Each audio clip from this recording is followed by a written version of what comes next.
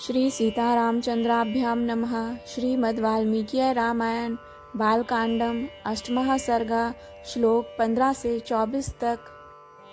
समर्थाधिष्ठितश्चैव सोपाध्यायो विमुच्यताम् सर्वयावाश्चोत्तरे तीरे यज्ञभूमिर्विधीयताम्।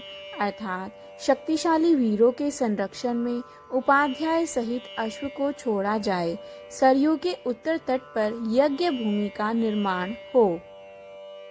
शान्तयाश्चापि वर्धन्तां यथा कल्पं यथा विधि शक्यः प्राप्तुं यं यज्ञ सर्वेणापि महेक्षिता।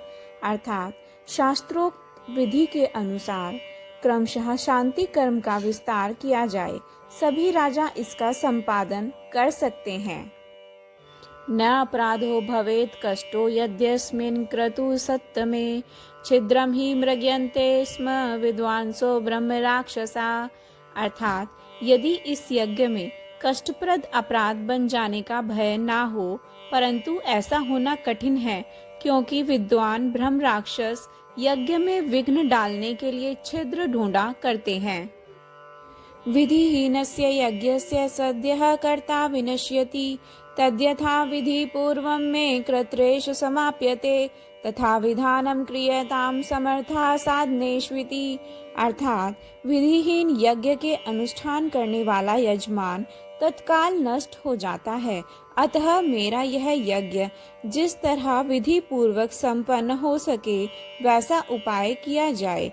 तुम सब लोग ऐसा साधन प्रस्तुत करने में समर्थ हो।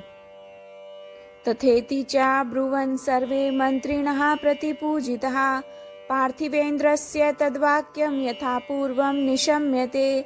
अर्थात राजाओं द्वारा सम्मानित हुए समस्त मंत्री पूर्ववत उनके वचनों को सुनकर बोले, बहुत अच्छा, ऐसा ही होगा। तथा द्विजास्ते धर्मज्ञा वर्धयन्तो नृपोत्तमम् अनुज्ञातास्ततः सर्वे पुनर्जग्मुयार्थागताम्। अर्थात इसी प्रकार वे सभी धर्मज्ञ ब्राह्मण भी नृपश्रेष्ठ दशरथ को बधाई देते हुए उनकी आज्ञा लेकर जैसे आए थे वैसे ही फिर लौट गए।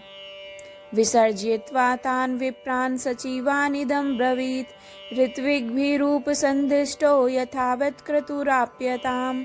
अर्थात उन ब्राह्मणों को विदा करके राजा ने मंत्रियों से कहा, पुरोहितों के उपदेश के अनुसार इस यज्ञ को विधिवत पूर्ण करना चाहिए।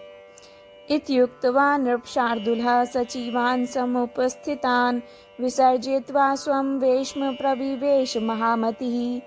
अर्थात वहां उपस्थित हुए मंत्रियों से ऐसा कहकर परम बुद्धिमान नृपश्रेष्ठ दशरथ उन्हें विदा करके अपने महल में चले गए।